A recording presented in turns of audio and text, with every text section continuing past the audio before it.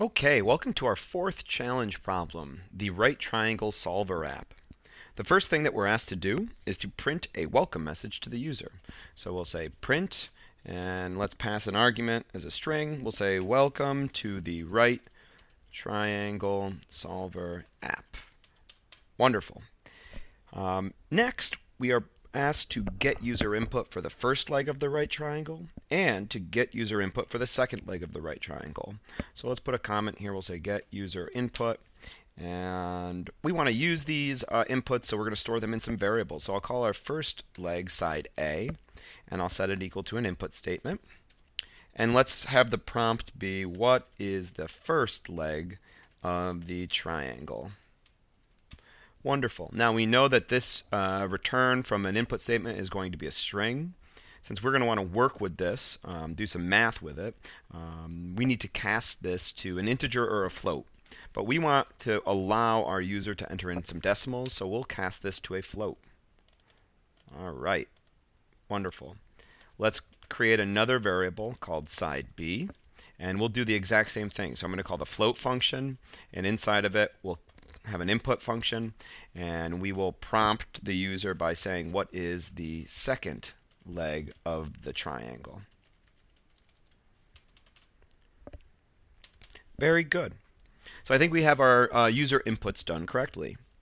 Now we need to calculate the hypotenuse of the right triangle using the Pythagorean theorem. So if you don't remember the Pythagorean theorem, it's something along the lines of a squared plus b squared is equal to c squared. However, we need to solve for c, the hypotenuse, where a and b are the two bases of the triangle. So in order to do that, we have to take the square root of both sides. So c is actually equal to the square root, and we'll just notate it this way, of a squared plus b squared. So that's our end goal. That's the type of formula that we want. Now we actually can't take a square root with basic Python. In order to take the square root, we need to import an extra library of code.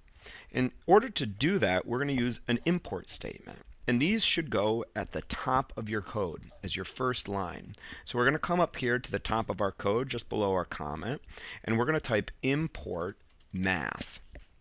This is going to import the math library, which holds a lot of higher level mathematical functions, such as the square root function.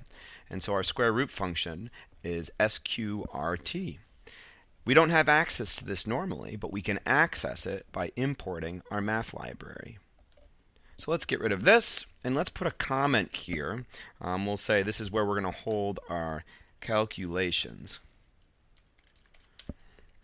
Okay, so let's see. We want to calculate side C, right? Side C, our hypotenuse. Well, we saw that we need to take the square root of the sum of side A squared and side B squared.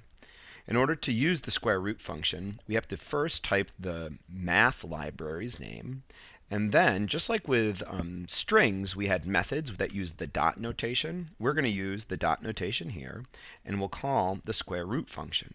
So this is how we do this, right? Math.square root.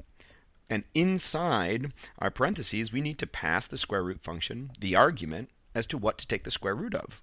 Well, we want to take the square root of side A squared. So exponentiation requires two multiplication signs, plus side B squared. And there is our results of the Pythagorean theorem right there. Now we want to round, we should round this to 3 decimal places. So I'm going to say side C is equal to, we're going to update its value by calling the round function, and we'll pass it the current value of side C rounded to 3 decimal places. We should also get the area now. So we have to calculate the area of a right triangle. So if you recall, the area is equal to 1/2 base times height. That's our formula for the area of a triangle. So I'm going to do 0.5 times our one base, which is side A, times the height, which is our second base, side B. And we'll round our area. Again, we'll round it to 3 decimal places. So I'll do area, comma, 3. Lastly, we need to print a message to the user informing them of both the hypotenuse and area of our given triangle. So let's put a comment here. We'll say summary, and our summary is going to look something like this. So let's see, print.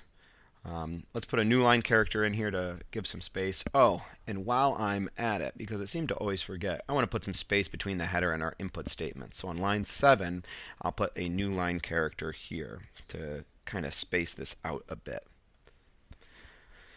So we have for a triangle with legs of, we'll end that string, and let's print side A, and we'll print side B.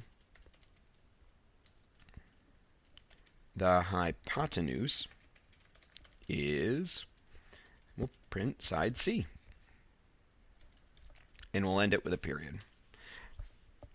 Now, side A, side B, and side C are all floats, so let's cast them to strings using our string function. We got to be aware of our data types, right? Otherwise, we're going to get errors. All right, I think that print function looks pretty good. And I'm actually going to copy this whole line and paste it on line 19. Let's get rid of the new line character, and we'll keep everything here except we'll say the hypotenuse. Instead of hypotenuse, we're going to say the area is, and instead of printing side C here, we're going to print the variable area. I think that is going to do it for this problem. Let's run this and check. Get some verification here. So welcome to the Right Triangle Solver app. What is the first leg of the right triangle? So let's test this with an integer 20 and a float 40.5, and we get the output. It looks like exactly what we expect.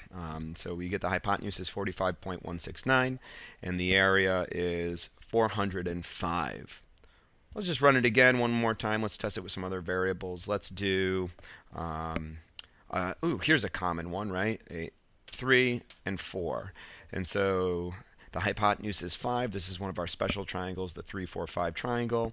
And our area is 6.0. Wonderful. Excellent job.